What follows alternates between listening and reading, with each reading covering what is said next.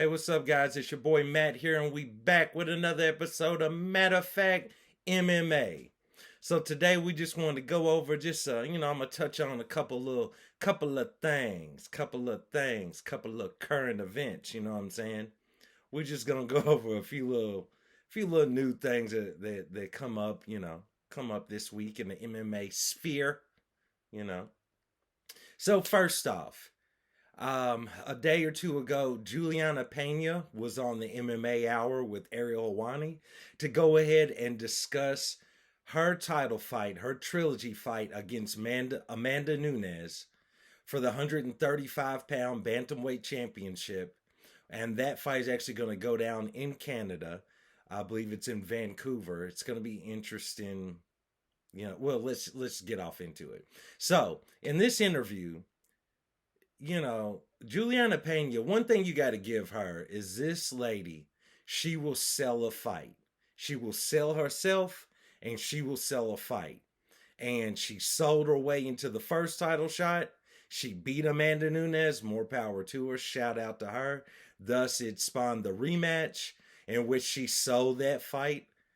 And then, Amanda comes out there in true to form, so to speak, and beats Juliana for 5 rounds straight.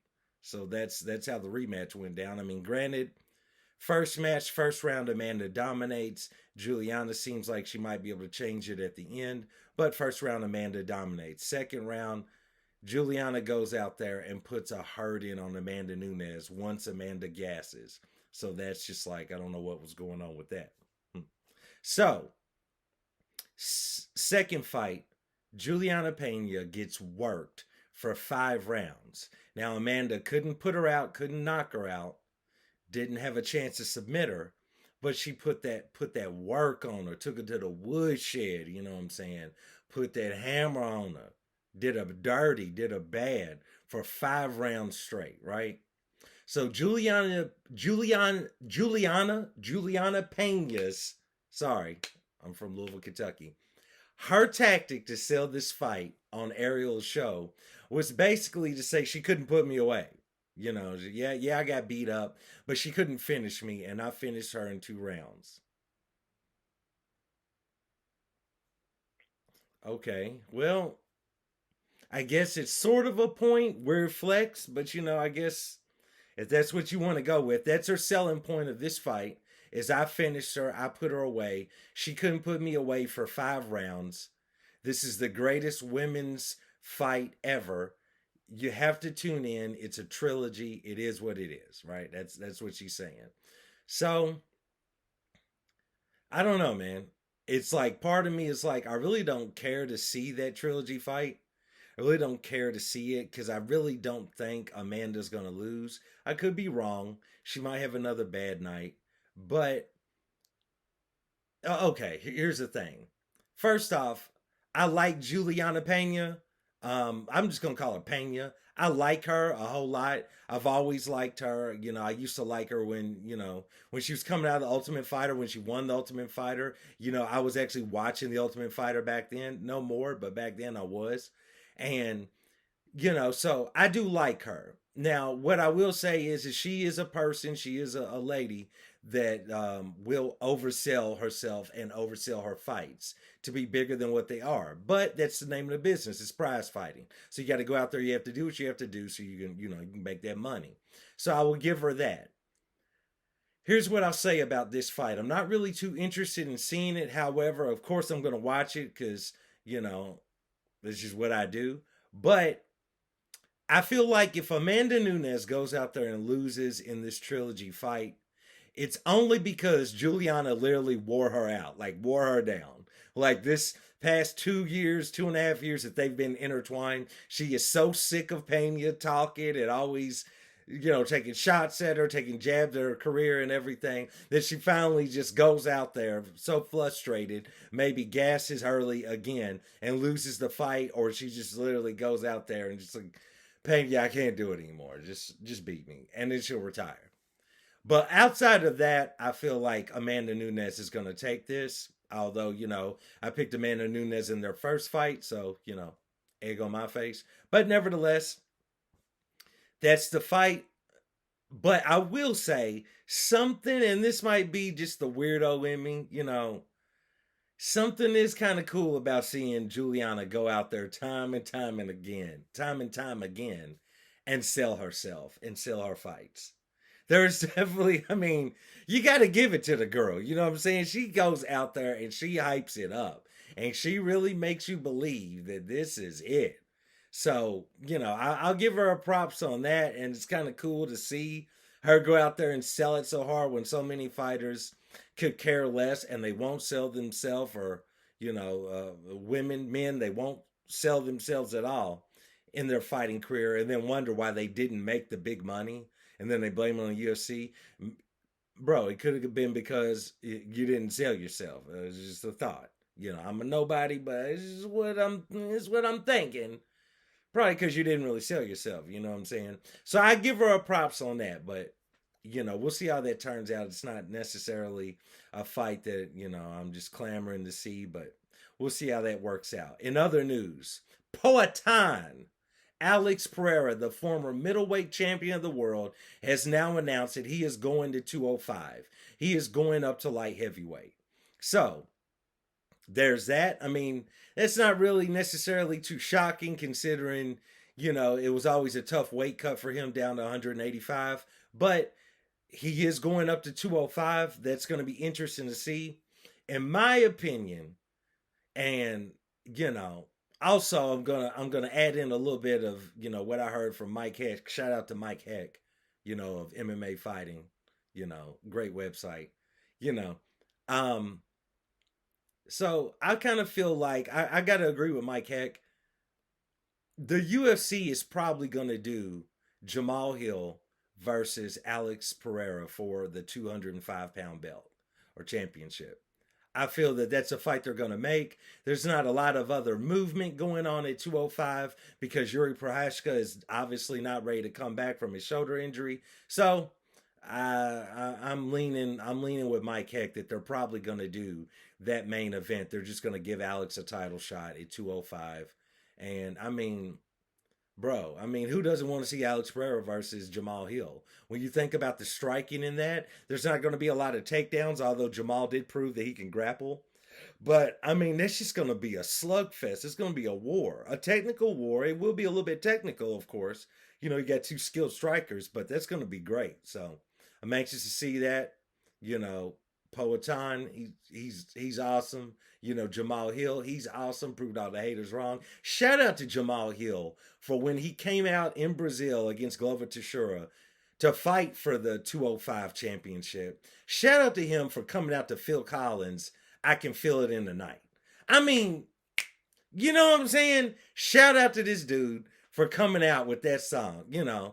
I mean, that was perfect. That walkout was perfect. He was calm, he was collected, he was ready. Phil Collins was blasting through the speakers. You know what I'm saying? Maybe it's just me, but it's Phil Collins, bro. So shout out to that. That was awesome. So I'm anxious to see how that turns out. I hope that they do end up making that fight because, like I said, there's not a lot else going on at 205. But we'll see how that turns out. Um, you know, let's see. Trying to think of any other news. Dricus Du Plessis. Dricus Du Plessis, middleweight fighter, goes on Ariel Wani's show to talk about his issues with Izzy and Kamaru Usman. And I mean, what are you going to say about that?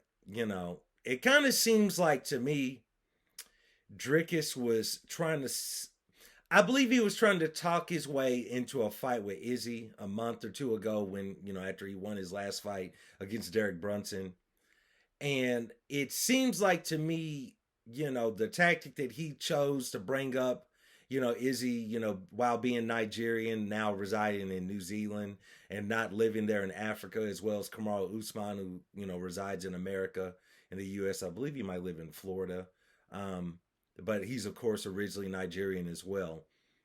I believe his tactic of, trying to drum up a fight with Izzy by mentioning that completely backfired in his face and blew up bigger into something bigger than he thought it was going to be because, MMA media tends to be a little, they can be a little snowflakish, you know what I'm saying? And they, they can constantly get a little, they can get a little antsy when you start speaking about, things that could be misconstrued as race. And, MMA media is very, very interesting because, they will hop on a any sort of a issue when they feel someone is being wronged or someone is, you know, if there's anything racist they believe, sexist they believe, anything like that, MMA media will go at you.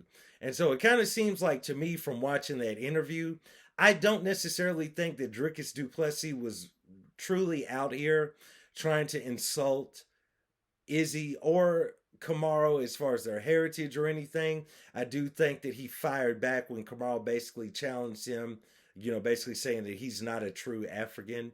Now, we'll give Dricus this. He was born and raised in Africa. So, I mean, he's African. Regardless of his skin color, the man is African. So that's that. But I just kind of saw in that interview a deer in headlights, a guy who is listening to Ariel's questions and is probably thinking, whoa, wait a minute, man. Like I wasn't really saying all of that. I think the guy was really just trying to figure out, an in route, so to speak, to fight Izzy, and it kind of blew up in his face. However, now that Poatan is going up to 205, at the end of the day, I mean, there's not a lot of guys left for Izzy to fight because obviously the UFC doesn't want to do a third fight between Robert Whitaker and Israel Adesanya. And I mean, there's not many left. I mean, he's already beaten just about everybody else. He's beaten everybody in the top five.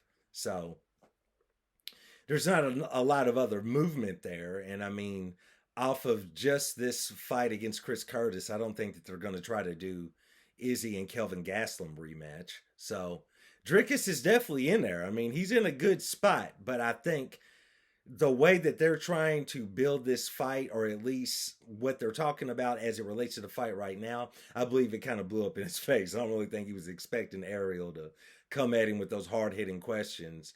And, it is what it is on that, in the words of Max Holloway. So, not sure how that's going to turn out, but, that was kind of a big thing. Outside of that, Jake Paul has now announced, his promotion as well as Nate Diaz promotion. They have now announced that they're going to do a co-promotion or a co-event. I should say co-promoted event is probably the best way to word that. Jake Paul is going to step in the ring with Nate Diaz. That's going to be great. That's going to be outstanding. Simply for the build. I mean, the fight itself might be horribly sloppy, just a whole bucket full of slop, you know what I'm saying? Might not be the most technical fight, period. But the build up to that is probably going to be stellar. I mean, you got the Stockton gangster, Mr. 209, Nate Diaz. Then you got Jake Paul, the problem child. And, Jake Paul, he knows how to sell a fight. Whether you like his tactics to sell a fight or not, he knows how to sell a fight. And Nate Diaz knows how to sell a fight just by being Nate Diaz. Just having a simple conversation with Nate Diaz provides you with countless gems that could be sold for money all over the internet. And so, you can't beat that. So that fight has been announced. I believe that's going to go. It's going to go down in August, I believe. So that should be interesting to see.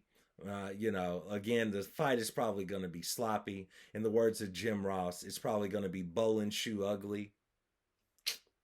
But nevertheless, I will definitely be happy to see what goes on there, at least in the build-up. So outside of all those things, man, I just wanted to drop in with you guys, check in on you, see how you doing. How you living, man? It's Thursday. How you feel? How you feel? How you feel? All right, well, just want to check with you. And nevertheless, I appreciate you guys checking out my videos and everything. And thank you for joining me for another episode of Matter of Fact MMA. You let me know, is it Matt? Is it fact? Let me know what you think, and I will see you guys next time. Peace.